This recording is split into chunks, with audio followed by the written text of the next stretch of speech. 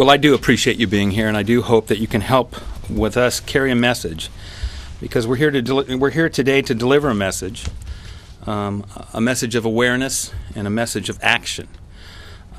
We need to be aware of work zones. We need to be aware of bicyclists, pedestrians, and we need to be aware of each other as we're traveling across the state of Oregon, no matter what mode we are using. And we need to take action to be safe. Very simply, we need to slow down before and as we enter work zone safety sites. We need to obey the speed limit. We need to obey the signage. We need to leave plenty of room and space between the vehicle next to us. And we need to move over when we see an emergency vehicle. Safety in the state of Oregon has improved significantly over the last decade or so. As a matter of fact, fatalities resulting from vehicle crashes have steadily declined over the last 11 years. Still, more than 300 people lost their lives, both in 2009 and 2010. And those are moms and dads, those are sons and daughters, sisters and brothers, so the impact is significant here. It demands us to set a goal of 0 fatalities. Now that's very ambitious, there is no doubt. But we must be vigilant to attain that. There is no question. In the way we educate folks, in the way we enforce our laws, and the way we engineer transportation solutions. And we must be aware, and we must take action. So, work zones. You'll see this map next to me, a good-looking map. More than 120 work zones around the state of Oregon in terms of road construction. There will be many other dots you can put on this map as we pop up for maintenance and repairs, the local government work. They're not represented there. But it's imperative that we pay attention to the task at hand here, and that's to avoid distractions and to slow down in these work zones here. Now remember, it's the driver and the passengers in the vehicle that are most likely to be injured or killed in work zone crashes instead of the workers that are out there doing the business. Still, I think this goes without saying that working in a highway construction zone is a very dangerous and challenging situation. So we need to watch out for each other is the bottom line here. But to that end, I am very proud to present the 2011 summer construction map here today. And with all this activity, I want to remind folks that the state of Oregon is open for business. The roads to the coast, to the gorge, will certainly have work zones. There's no doubt about that. But when we can, we'll be working at night, and we will not be working on the holiday weekends. And we will do our very best to keep the wait times at a minimum, that people can get out and enjoy what's so unique about this great state. And don't forget that all these work zones mean Oregon businesses are indeed at work, and Oregonians are receiving paychecks. With over $628 million on the ground in transportation investment in 2011, we're helping put money into local communities, supporting the state's economy, and strengthening our transportation system. We need to keep things moving smoothly, and so we encourage motorists and all travelers to check in with tripcheck.com or give our 511 service a call. Empower yourself before you go.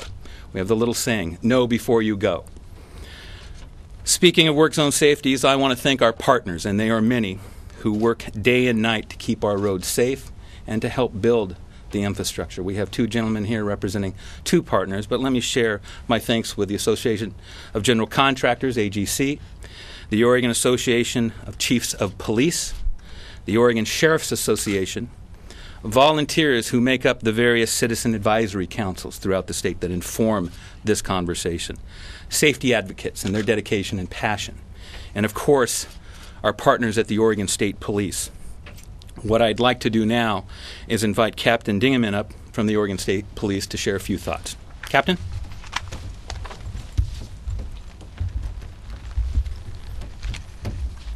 Thank you, Director Garrett. The Oregon State Police, in conjunction with county and city police agencies, are working our roads to save lives.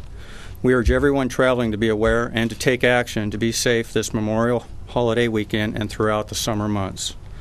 The summer months of June through September historically have the highest fatality rates compared to any other seasonal period. Excessive speed and driver impairment from alcohol and/or drugs continue to be the leading contributing factors to fatal crashes in Oregon. The national campaign, Click It or Ticket, began May 23rd and will continue through Memorial Holiday weekend until June 5th. During this campaign, approximately 100 law enforcement agencies from across Oregon will be conducting increased law enforcement efforts to emphasize the proper use of seat belts, belt positioning, booster seats, and the importance of driving at safe speeds. Research has shown that most Oregon's unbuckled fatalities occur on weekday afternoons and between the hours of 6 p.m. and 6 a.m. on weekends. State police troopers, county deputies, and city police officers will be working overtime from transportation safety grants, emphasizing the proper use of safety belts and the importance of driving sober and safe at safe speeds. The Oregon State Police will be making every effort to be visible this weekend and throughout the summer. Watch for your troopers because they will be watching out for you. We want everyone to have a safe and enjoyable holiday weekend and summer, and would like to offer a few of the following safety reminders for any travel. First of all, get plenty of rest before you start out so that you are not fatigued while driving. Remember to share the road and watch out for other vehicles, motorcyclists, and pedestrians. Know before you go, as the director just previously mentioned. Stay up to date on road conditions, work zone information, and other information through ODOT's website, tripcheck.com. This week, we have covered 4 serious crashes involving pedestrians, 2 of which resulted in fatalities. Pedestrians and bicyclists need to stay alert, be predictable, obey traffic control devices and signals, wear lighted colored or reflective clothing, and be very careful at curbs and intersections to be safe. Additionally, don't drive, walk, or ride a bicycle while you're distracted or impaired by either alcohol or drugs. And lastly, move over for the safety of emergency workers and roadside assistance vehicles while on the roadways. Thank you. Thank you, Captain. I can tell you as Director of the Department of Transportation that the relationship with the Oregon State Police is as healthy as it's ever been. I salute Captain Dingaman, Mr. Hastings, as well as Superintendent Brown. We have worked very hard to make sure that the highways and the byways across the state of Oregon are as safe and efficient as possible. So it is a very strong partnership. And speaking of partnerships, there is no more significant business partnership than we at the Oregon Department of Transportation have than with the folks who actually build the infrastructure, the Associated General Contractors, the AGC folks. And it's my pleasure to invite Larry Gesher, the Vice President of Sladen Construction Group, who will speak on behalf of the AGC. Larry? Thanks. Thank you, Matt. I really appreciate the opportunity to come before you today and speak from the contractor side about the importance of work zone safety. As we ramp into the summer months here, as Mother Nature lets us get out in the workforce, out in the roads and work, we become a lot more exposed as an industry.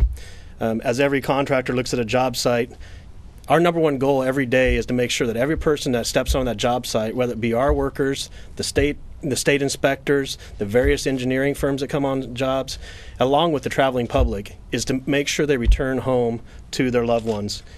And that is really, really vital to us as an industry. And, you know, our place of work isn't an office building. It's not a manufacturing plant where we can control, you know, who comes and who goes. We can control who comes and who goes as they walk in on foot. But as cars drive into our job sites, we don't have the opportunity to stop them and train them about what they're going to be coming into as far as what they're going to see alongside the road.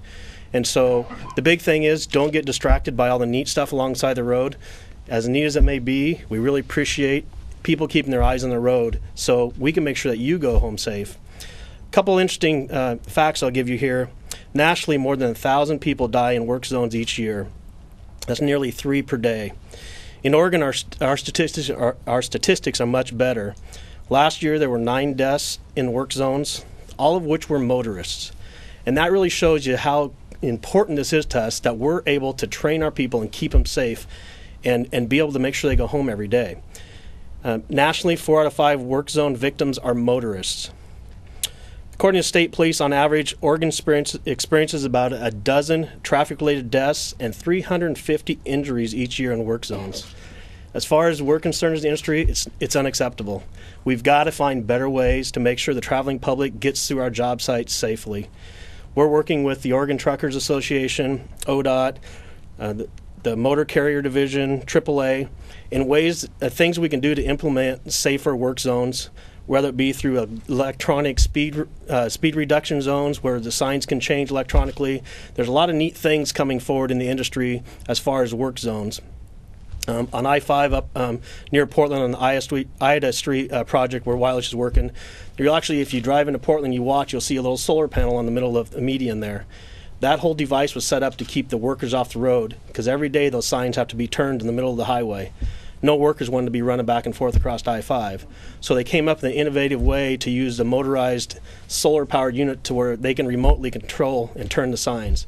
So those are the types of things the industry is looking at, trying to figure out ways that we can keep people safe, including the public. And so I guess my last request is when you see orange, slow down. But don't slow down and look to the side of the road. Slow down and look where you're going to make sure that you get through the work zone safe too. So thanks. Thank you, Larry. I think that wraps up the formal part of this conversation. I think Larry said it best. I do appreciate you being here to help get this message out because it is incumbent upon all of us to make sure that all Oregonians come to work safely in the morning and arrive back home to family and friends at night in a safe and efficient manner. So with that, we're happy to answer any questions. And Captain Dingaman or Mr. Gelser, well, Gusher can answer any questions as well. So. This may be a little off point, but I wonder if the price of, I know the price of oil is fluctuating, but yes. Whether that will have any effect on your construction program or from the contractor's point of view. I know in previous summers when the price of oil has jumped, it has caused some problems. Peter, it's a good question overall. The volatility of material costs do have impact, mostly longer term. We've kind of set and locked in some numbers as we speak right now, but I can assure you if we continue to see the volatility, there are implications to the bottom line, both for the agency as well as for the industry.